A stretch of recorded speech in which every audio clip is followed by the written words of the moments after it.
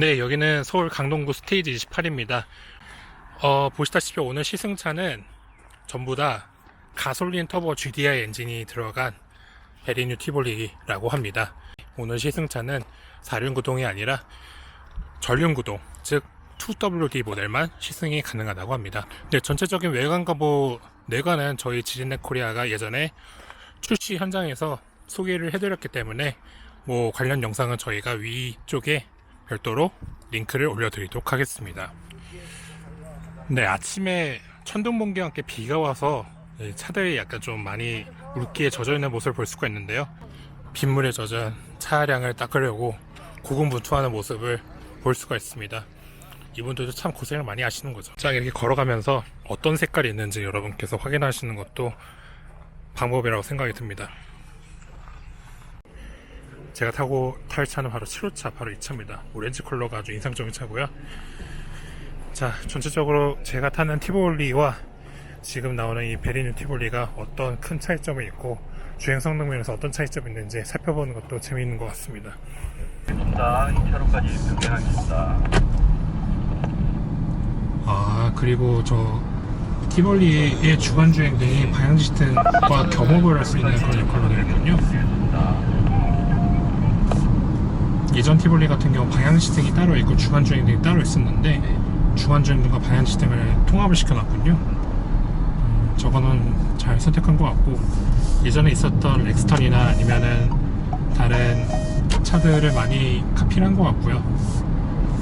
자, 그리고 이 차는 60km 이상 주행할 때 차선 유지하는 시스템이 지금 작동 중인데요. 얼마나 유지되는지 한번 테스트를 해보죠. 손을 뗐는데 상당히 오랜 시간 동안 자기가 알아서 차선 중앙을 유지하면서 가고 있는데, 반응을 안 하면 어떻게 될지 한번 보죠.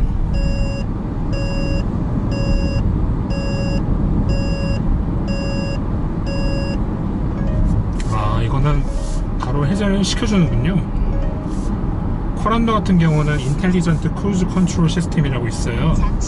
되게 LFA 같은 건데, 현대기아차에 만약에 코란도 같은 경우 차선 유지 보조 시스템이 작동되는데 스티어링에 손을 안 잡았다 그러면은 경고를 계속 보내는데 해제는 안 시켜줘, 차선 유지 보조 기능을. 근데 티볼리는 손을 떼도 만약에 반응을 안 하면, 또 손을 떼도 만약에 경고를 보냈는데 이에 대한 반응을 전혀 하지 않으면은 자기가 알아서 그 시스템을 해제시켜 버린대요. 그런 시스템의 차이점이 좀 있는 것 같고요. 자, 지금 고속주행 위주로 가다 보니까 벌써 연비가 7.5 정도로 가고 있는 것 같고요. 톨게이트를 지나서 크루즈 컨트롤 시스템을 한번 작동시키는 것도 나쁘지 않은 시스템인 것 같은데, 보통 에어컨을 끈 상태에서 주행을 하다 보면은 연비가 엄청나게 급상승하거든요, 모든 차들이. 오늘 같은 날 이런 습한 날씨에 에어컨을 끄고 다니면 운전자도 그렇고 동승석도 상당히 고통스러울 수 있거든요. 저희는 현실적으로 한번 연비를 측정하는 걸 한번 해보도록 하겠습니다. 자, 한번 손을 떼보죠. 직진 도로에서는 얘가 어떻게 차선 유지를 해주는지.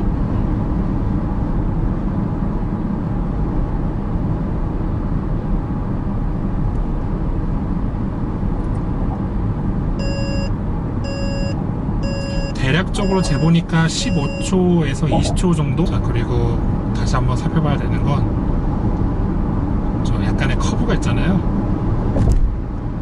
이 차선 유지 보조 장치가 커브에서는 어떻게 반응하는지 한번 알아보죠.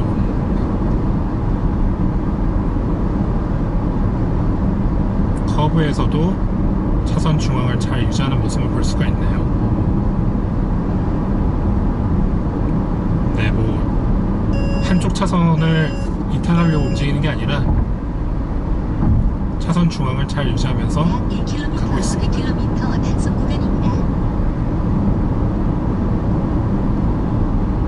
티볼리급의 이 정도 차선 유지를 하면서 조향을 해주는 것도 나쁘지 않아요. 많은 소비자들이 만약에 티볼리를 구매할 때 이런 기능이 꼭 필요할까 고민하시는 분들 저는 적극 추천해드리고 싶어요. 그렇게 오래 지나진 않았는데요, 플러스상 평균 연비가 리터당 10.9km 정도로 나오고 있는 걸 확인할 수가 있습니다. 그렇게 보면 아직까지는 이 연비가 좋다라고 판단하기는 어려울 것 같아요. 아직 74km 정도 남았고요. 대략 한 제가 예상했을 때는 뭐 돌발 구간이나 여러 가지 구간을 지날 때를 고려했을 때 한 14, 15 정도 나와도 준수한 수준의 그 연비가 나오는 걸로 저는 생각이 듭니다. 그리고 남양주 톨게이트가 다차로 톨게이트로 변신을 해서 속력을 어느 정도 80km 정도 유지를 해도 통과할 수 있기 때문에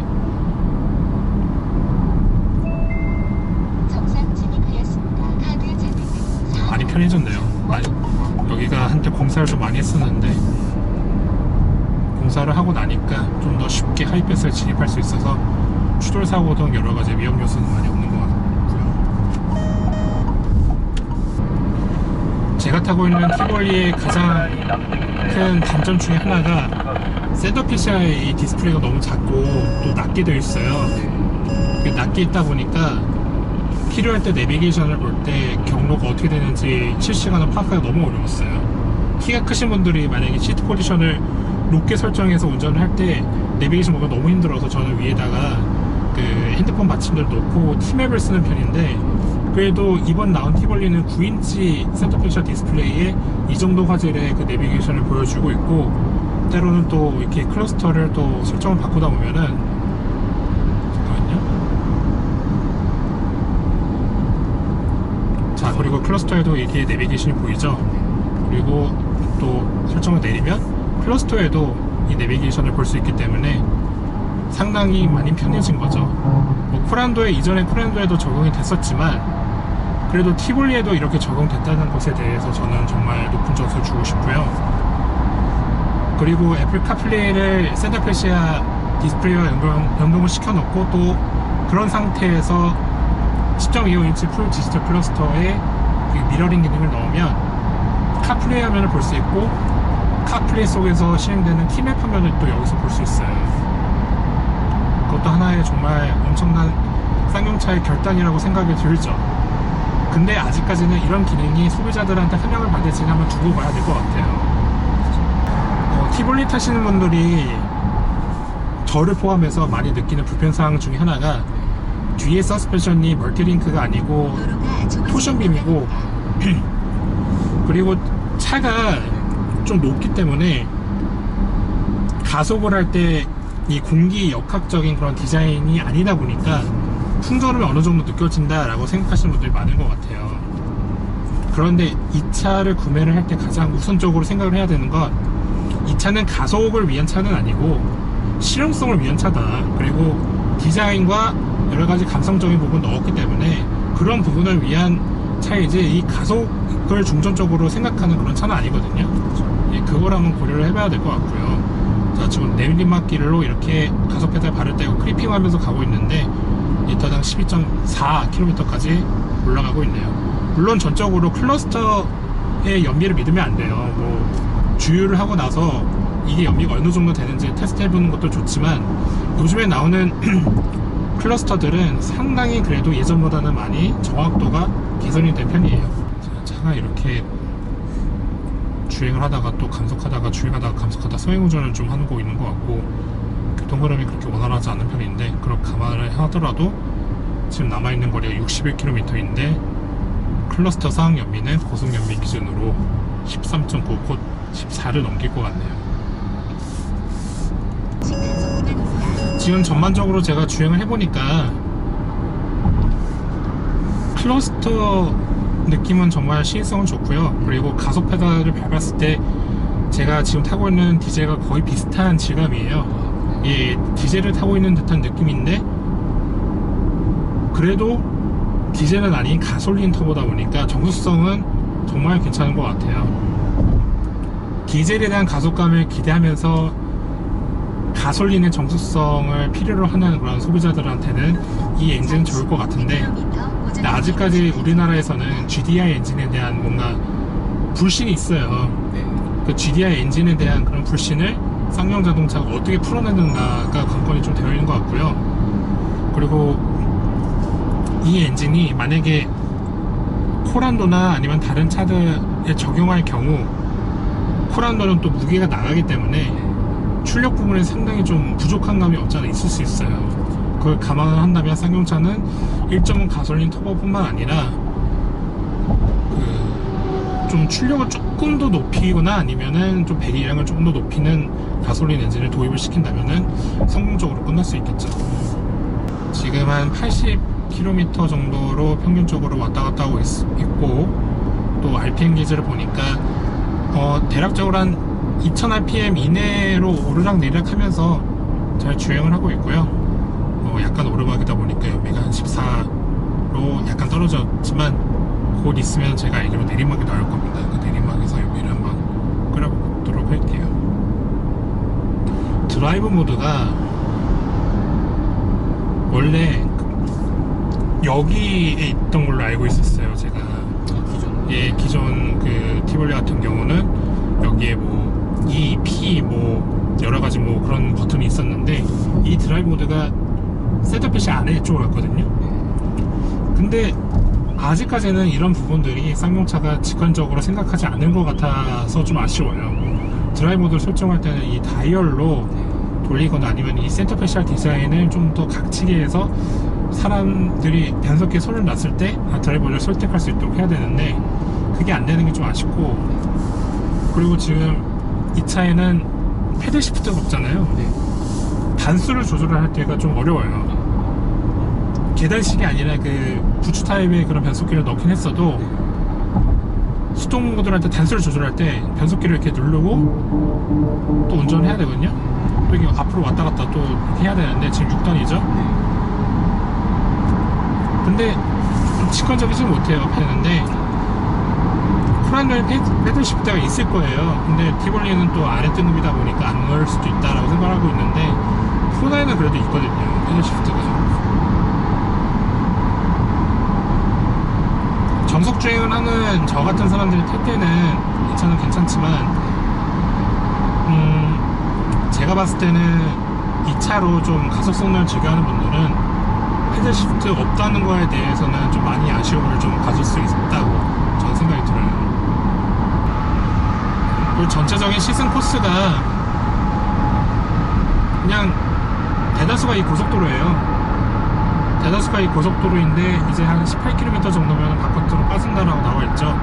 나머지 25km는 연비를 끌어올릴 수 있는 만한 환경은 아니에요. 근데 좀 아쉬운 거는 무선 충전 시스템이 없네요. 네. 무선 충전이 좀 있었으면 좋았을 것 같은데 그게 없는 게 아쉽네요. 그리고 기존 티볼리 오너인 제가 느꼈던 가장 큰 불만 중에 하나가 센터패시 아래쪽에 수납함이 아이폰 XS를 넣기는 힘들어요. 너무 작아요. 지금 최근에 나오는 그런 현대기아차 같은 경우는 센터패시 아래쪽과 그 변속기 아래쪽에 이 공간을 되게 넓게 두는 편이거든요. 거기에 무선 충전 시스템 등을 고려를 해서 공간 여유있게 하는 편이에요. 왜냐면 또 스마트폰 자체가 워낙 커지고 있는 추세다 보니까 그거를 현대기아차가 많이 반영을 한 것 같고, 또 K5가 현대기아차 중에 무선 충전 시스템이 적용된 최초의 차량인데, 그때부터 실내의 그런 단순함과 그리고 실용성을 많이 고려를 한 것 같아요. 근데 티볼리에는 그게 적용이 안 되긴 좀 많이 아쉽죠.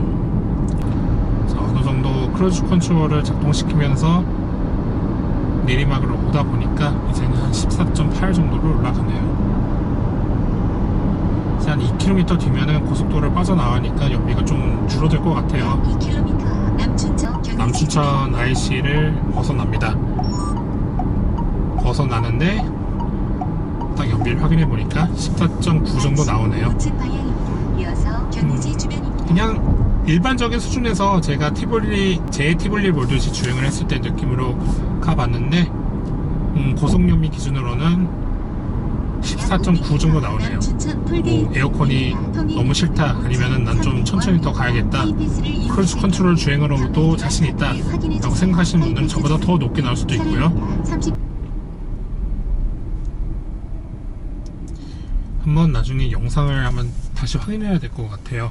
앞차가 출발하고 나서 몇 미터 떨어지는 것보다는 몇 초 이후에 얘가 반응을 하는지 그걸 봐야 될 것 같은데, 지금 계속 오토스탑 작동 중 메시지만 나오는데, 저 트럭이 떨어질 경우 얘가 어떻게 반응하는지 한번 보죠.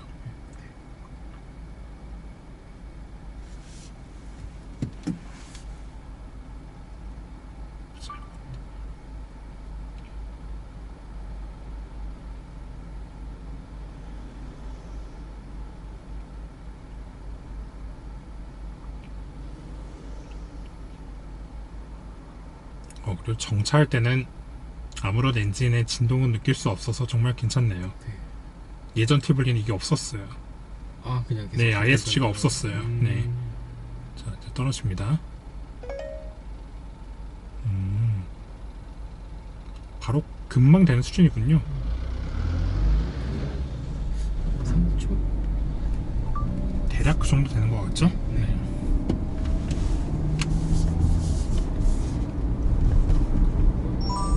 그러니까 정차를 했는데 살짝만 그냥 출발을 하더라도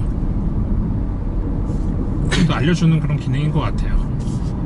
그리고 경고음도 그냥 경고를 주는 게 아니라 아, 앞차 출발했으니 참고해 라고 그냥 알려주는 그냥 알림 정도 수준인 것 같아요. 목적지에 도착을 했고요. 연비는 14.2 정도 나오는 걸로 저는 결론이 나왔습니다. 경로 안내를 종료합니다. 자, 주차를 하고 가야 되는데, 자, 저는 또 중점적으로 봐야 될 거는 후방 카메라가 얼마나 잘 나오는지 한번 봐야 될 것 같네요.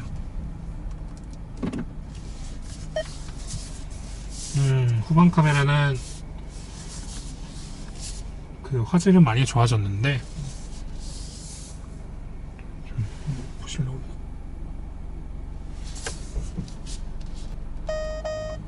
아, 이런 기능도 있고요. 이게 그 후방 교차 충돌 경고일 거예요. 사람이 지나가거나 아니면은 차가 지나갈 경우 주의를 해라. 근데 이 스티어링 휠 조향하면서 이 가이드라인이 변하지는 않네요. 아, 그러네. 네, 차체에 네. 그러네요. 이런 정도입니다. 약간에 왔을 때 지금 차가 전조등이 켜졌다는 거를 그래픽을 보여주는군요. 이거는 정말 괜찮은 아이디어인 것 같아요.